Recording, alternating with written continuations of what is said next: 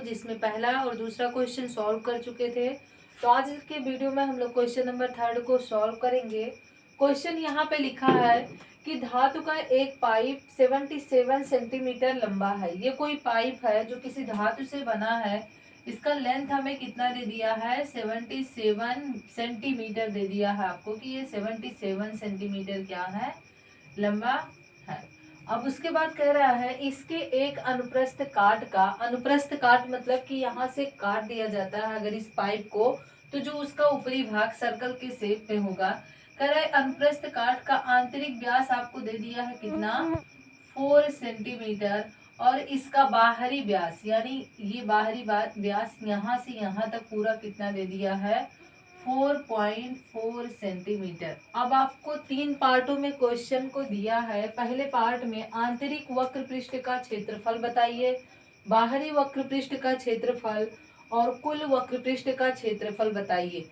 अब कह रहा है इसके आंतरिक वक्र पृष्ठ का क्षेत्रफल बताइए। तो आप देख सकते हैं कि अगर हम इतने को देखें तो अंदर भी हमारा क्या बनेगा, एक सिलेंडर ही तो बनेगा। अब सिलेंडर की हाइट अगर हमारा ये 77 सेंटीमीटर है तो ये बीच वाला भी तो उतना ही रहेगा ना, चेंज थोड़ी होगा।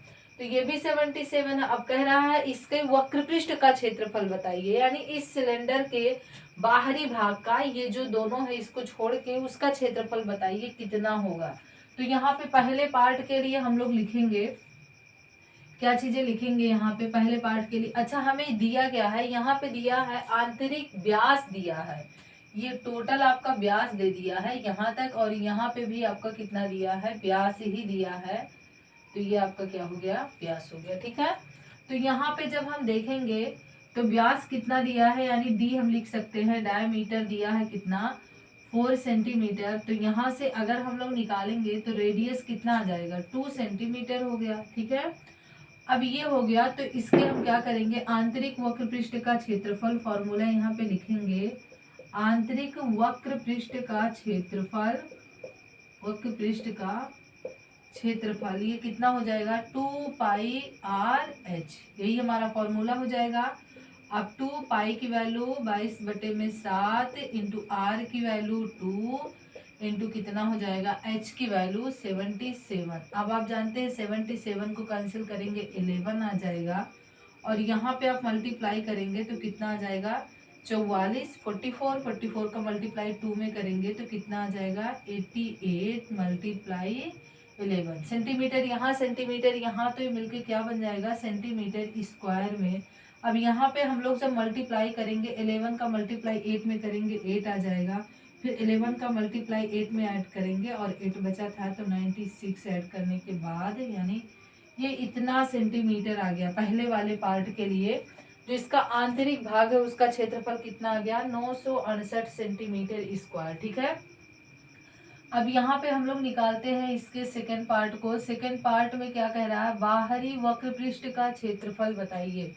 तो बाहरी वक्र पृष्ठ का क्षेत्रफल हम लोग निकालने के लिए, देखिए बाहरी हमको क्या दे दिया है, व्यास दे दिया है। यहाँ पे लिख सकते हैं कि बाहरी व्यास कितना हमें दे दिया है, 4.4 सेंटीमीटर। तो त्रिज्या बराबर कितना हो जाएगा, 2.2 सेंटीमीटर। ये आपको समझ में आ गया होगा। अब यहाँ भी हमें क्या निकालना है, बाहरी पृष्ठीय क्षेत्रफल।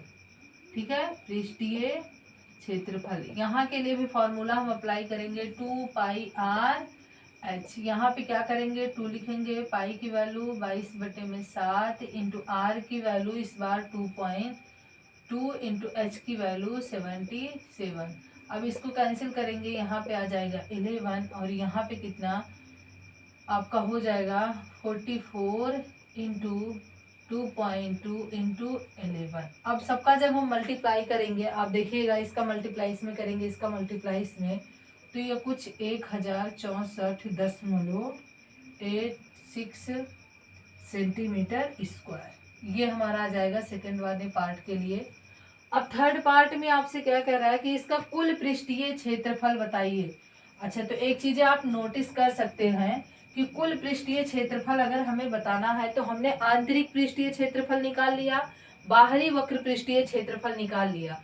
अगर हमें ये वाला एरिया यहाँ का पता चल जाए, और सेम ऐसे ही हमें कहाँ का, नीचे वाले का एरिया पता चल जाए तो यहाँ पे हम क्या करेंगे, कुल पृष्ठीय क्षेत्रफल निकाल ले जाएंगे। ठीक है, तो अभी हम क्या करेंगे, एक का निकालेंगे और जैसे एक का होगा उसका 2 गुना कर देंगे तो दूसरे का एरिया आ जाएगा। अब देखिए यहाँ पे अगर हमें एरिया निकालना है, ये जो वलय बन रहा है इसको हम लिख सकते हैं ऊपरी वलय, या किसी का भी ऊपरी वलय का क्षेत्रफल। अगर ऊपरी वाले का हम लोग क्षेत्रफल निकालें तो आप जानते हैं बड़े वाले सर्कल का एरिया कितना हो जाएगा, पाई आर स्क्वायर। अब बड़े वाले में से छोटे वाले का जो एरिया होगा पाई आर स्क्वायर को हम क्या कर देंगे, माइनस कर देंगे। पाई को हम कॉमन ले लेंगे तो 22/7 हो जाएगा, इंटू आर की जगह पे हम लोग बड़े वाले आर की जगह पे कितना रखेंगे, 2.2 का स्क्वायर, और यहाँ पे छोटे वाले आर की जगह पे कितना रखेंगे, यहाँ पे था 2 का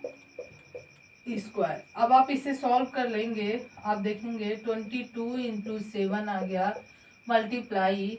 अब इसे पूरा आप सॉल्व करेंगे, चाहे स्क्वायर लगा दीजिएगा या तो 2 इंटू 2 का मल्टीप्लाई कर दीजिएगा, तो ये मल्टीप्लाई करने के बाद 4.84 आ जाएगा, और यहाँ पे कितना आ जाएगा, 4 आ जाएगा। अब जब आप पूरा इसको सॉल्व करेंगे तो ये आपका आ जाएगा 2.64 सेंटीमीटर स्क्वायर। ये एक वलय का क्षेत्रफल आ गया। अब ऐसे हमें क्या करना है, ऊपरी वाला भी होगा, तो ये ऊपरी का आ गया, और निचली वलय का क्षेत्रफल निकालने के लिए हम क्या कर देंगे, मल्टीप्लाई कर देंगे 2 से, या फिर इसी को 2 बार ऐड कर लेंगे। अब हमें क्वेश्चन में क्या दिया था थर्ड पार्ट में कि कुल पृष्ठीय क्षेत्रफल बताइए, तो यहाँ पे हम लोग लिखेंगे थर्ड पार्ट के लिए कुल पृष्ठीय क्षेत्रफल बराबर, कुल पृष्ठीय क्षेत्रफल बराबर कितना आ जाएगा, ऊपरी आंतरिक पृष्ठीय क्षेत्रफल यहाँ पे कितना था 968 सेंटीमीटर स्क्वायर, प्लस कितना आया है यहाँ पे 1064.80, प्लस यहाँ पे कितना आया है, अभी एक इसको 2 बार हम ऐड करेंगे क्योंकि ये ऊपर वाला है, और सेम ऐसे कितना हो जाएगा नीचे वाला। जब सबको हम ऐड करेंगे तो यहाँ पे कुछ आप ऐड करके देखिएगा, डेसिमल का ऐड सबको आता है, ये आ जाएगा 2038.08 सेंटीमीटर स्क्वायर। आप देख सकते हैं यहाँ पे तीनों पार्ट सॉल्व हो गया है। ये आपका फर्स्ट पार्ट रहा।